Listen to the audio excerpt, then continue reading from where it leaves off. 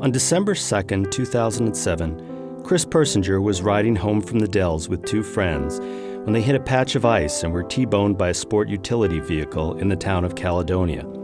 All three boys died. Chris and his sister Caitlyn were very close.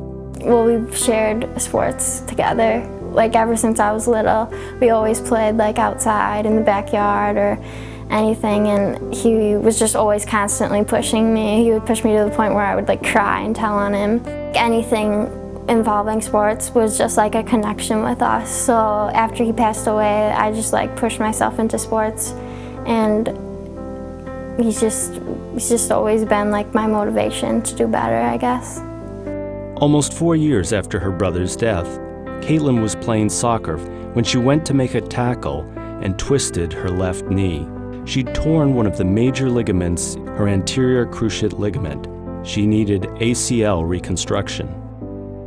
As it happened, Chris Persinger had been a tissue donor. Basically, for an ACL reconstruction, there's two options, I guess, is to use the patient's tissue or to use a cadaver tissue or a donated tissue. And when they talked to us about that, that started us thinking about Chris and that he was a donor. We had to ask, one, what tissues were used, and two, is there anything left? Because we thought, we'd look back on that and regret it if we didn't ask. Late last summer, the family learned that their son's tissue donation had gone to help 63 people in 8 states and 2 continents. Caitlyn became the 64th.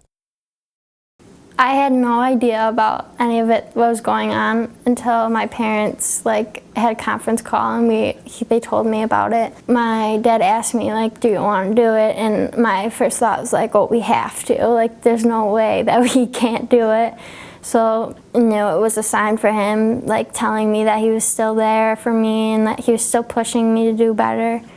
With this experience with Caitlyn, we got to know a lot more about being a donor and what kind of good can come of that.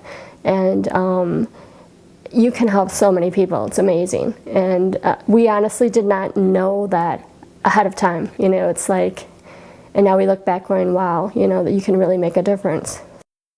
Late February, Parents' Night.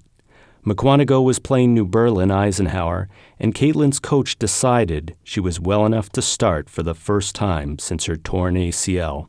The first game I played when I came back, it was probably the best day of my life. It was it felt so good, a problem was just out of my life and I could move on and accomplish more goals. And tonight, I feel it was just good because it was senior night, and that was one of my goals, to come back for senior night. We always have loved to watch her play.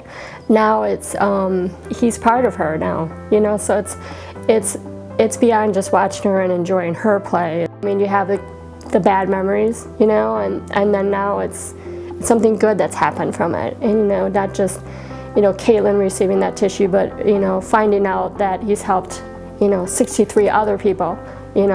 That's an amazing. It's something that you're proud. That he's there helping them through life too.